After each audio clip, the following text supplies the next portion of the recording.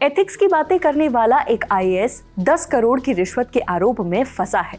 वो आईएएस जिसने अपनी किताब में इंटीग्रिटी माने निष्ठा और एप्टीट्यूड यानी मानसिक योग्यता की बात की थी। यूपीएससी की तैयारी करने वाले हजारों लाखों बच्चे इस अफसर को अपना आदर्श मानते थे। नाम नागार्जुन बी गौड़ा। यह 2018 बैच के एमपी कैडर के आईएएस अफसर हैं। पर यह सब कुछ सामने कैसे आया, अब उसकी शुरुआती तस्वीरों पर चलते हैं। एमपी का हरदा जिला। विवाद की शुरुआत एक आरटीआई एक्टिविस्ट आनंद जाट की शिकायत से हुई। उनके मुताबिक हरदा जिले में पाथ इंडिया नाम की कंपनी पर अवैध मोरंग यानी लाल मिट्टी के खनन के लिए लगभग 51 करोड़ 67 लाख रुपए का जुर्माना लगाया गया था, लेकिन बाद में यह जुर्माना घटाकर सिर्फ 4032 रुपए कर दिया गया। आरटीआई कार्यकर्ता ने इसे गंभीर अनियमितता बताते हुए सवाल उठाया कि इतनी बड़ी राशि को इतनी मामूली रकम में कैसे बदला जा सकता है। इन आरोपों के आधार पर आईएएस के खिलाफ सोशल मीडिया पर भी लोग सवाल उठा रहे हैं। आरोप है कि आईएएस अधिकारी ने जानबूझकर कंपनी को राहत दी, यहां तक कि यह फैसला किसी दबाव या मिलीभगत में लिया गया, जिसमें 10 करोड़ रुपए की रिश्वत की बात भी कही जा रही है। अब तक इन आरोपों के एवज में कोई आधिकारिक जांच रिपोर्ट सामने नहीं आई है। मीडिया रिपोर्ट्स बताती हैं कि मध्य प्रदेश के अंधेरी खेड़ा गांव के पास एक हाईवे प्रोजेक्ट का काम चल रहा था। ये जिम्मेदारी पाथ इंडिया प्राइवेट लिमिटेड नाम की कंपनी के पास थी, जैसा हमने आपको पहले भी बताया है।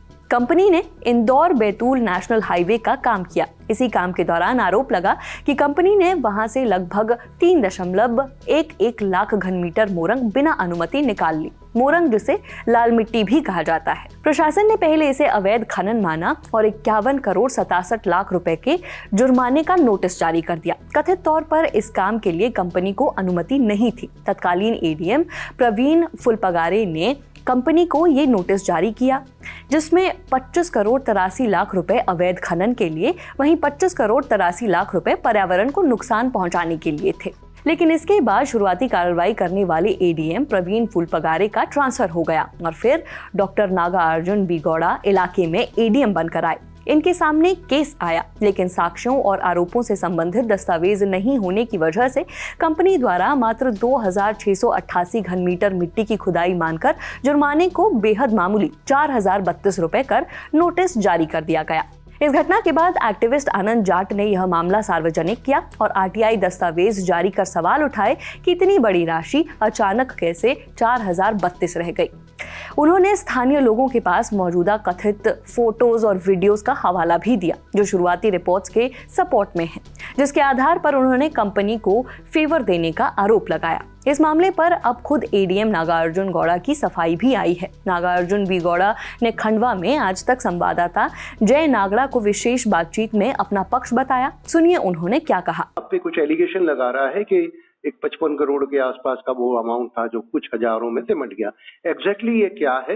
नहीं, इसमें ये केस था आई थिंक 2022-23 में एक प्रकरण था। मेरा आने के एक साल के पहले का प्रकरण है जितना मुझे याद है जी। तो इसमें ऐसा था कि 51 करोड़ का जुर्माना नहीं हुआ था, वो 51 करोड़ का नोटिस बना हुआ था। तो कोई भी प्रकरण में पहले नोटिस दिया जाता है, तो दोनों पक्ष को अपना पक्ष रखने का ये मौका दिया था, तो वो नोटिस था। उसके बाद जो भी मेरा आने के पहले लगभग एक साल उसमें हियरिंग हुआ था, तो मेरा आने समय में ऑलमोस्ट एंड में ही था केस। बट जितना मुझे याद है उस केस में ऐसा था कि वो 51 करोड़ जो जुर्माना का जो इन्होंने बनाया था, लगभग 18 या 19 खसरे में जो इन्होंने इलीगल माइनिंग का जो पहले रिपोर्ट बनाया था, तो उसमें लगभग आधे से ज्यादा 11-12 खसरों में या तो उसमें परमिशन ऑलरेडी इनको दिया हुआ था और नहीं तो किसी और को परमिशन उसमें पिछले 10 साल से देते आ रहे थे और वहां पे बिना परमिशन खोदने का इनके ऊपर लगा हुआ था। तो ऐसे कुछ 10 या 12 कचरा था, तो वो गलत था।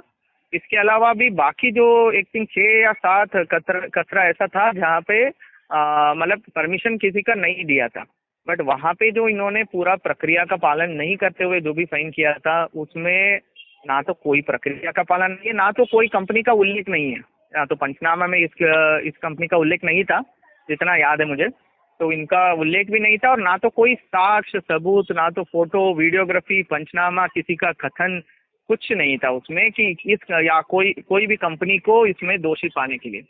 तो उसमें उसके बाद फिर से एक और बार जांच कराया गया, कोई तो कुछ तो सबूत फिर से मतलब मिल जाए करके, तो उसमें भी कुछ ऐसे कुछ सबूत सामने नहीं आया।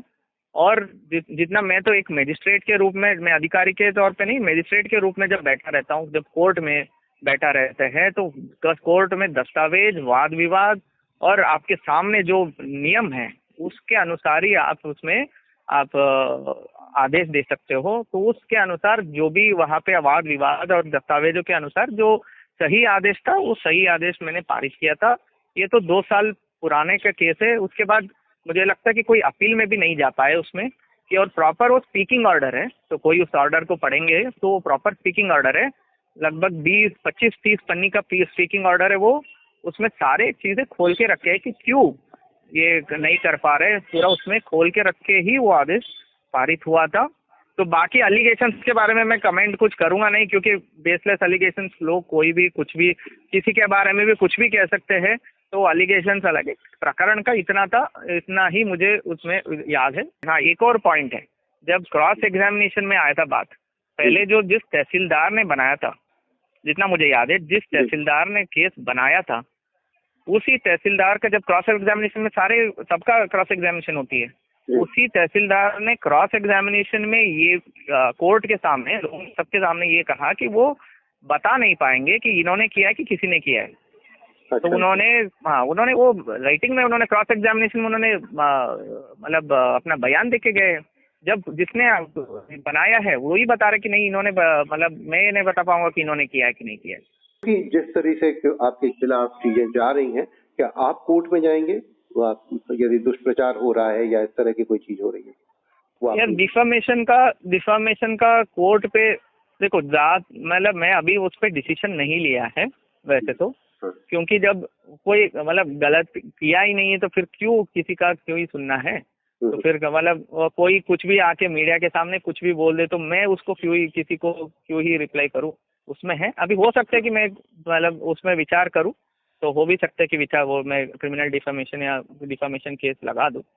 खुद पर लगे सभी आरोपों को नागार्जुन बी गौड़ा निराधार बता रहे हैं। उनका कहना है कि यह फैसला उपलब्ध दस्तावेजों और सबूतों के आधार पर लिया गया था। अब आपको आईएएस नागार्जुन गौड़ा के बारे में भी थोड़ा बताते हैं। नागार्जुन कर्नाटक के रहने वाले हैं, डॉक्टर से अफसर बने। इनकी यात्रा से जुड़े किस्से अक्सर सोशल मीडिया पर चर्चा में रहते हैं। वो बताते हैं कि उन्होंने ड्यूटी के बीच समय निकालकर यूपीएससी सिविल सर्विसेज एग्जामिनेशन 2018 की तैयारी की और फिर इस पद के लिए चुने गए। उन्होंने ऑल इंडिया रैंक 418 हासिल की और 2019 बैच के आईएएस अधिकारी बनकर मध्य प्रदेश कैडर में नियुक्त हुए। अगर उनके पारिवारिक जीवन की बात करें तो डॉक्टर गौड़ा की शादी आईएएस सृष्टि जयंत देशमुख से हुई, जो खुद एक आईएएस अधिकारी हैं। दोनों की मुलाकात लबासना मसूरी में ट्रेनिंग के दौरान हुई, जिसके बाद 24 अप्रैल 2022 को वो शादी के बंधन में बंधे। डॉक्टर गौड़ा सिर्फ प्रशासनिक क्षेत्र में ही नहीं बल्कि लेखन में भी सक्रिय हैं। उन्होंने और उनकी पत्नी सृष्टि देशमुख ने the manual on ethics, integrity and aptitude for UPSC civil services जैसी किताबें लिखी हैं। यह किताब खासकर यूपीएससी और राज्य पीएससी परीक्षाओं में एथिक्स और एप्टीट्यूड विषय की तैयारी करने वाले छात्रों के लिए बनाई गई है। डॉक्टर गौड़ा की यूपीएससी यात्रा में उनकी डेडिकेशन ने उन्हें एक आदर्श अधिकारी बना दिया, लेकिन अब उन पर लग रहे आरोप हैरान करने वाले हैं। वीडियो बनने तक इस मामले में किसी औपचारिक जांच या विभागीय कार्रवाई की जानकारी सामने नहीं आई है। इस मामले की क्या सच्चाई है, ये तमाम चीजें जांच के बाद ही पता चलेंगी। फिलहाल इस खबर में इतना ही। इस खबर को लिखा है हमारे साथी विपिन किराट ने। मेरा नाम है नेहा धीमान। देखते रहिए दी ललन टॉप। शुक्रिया।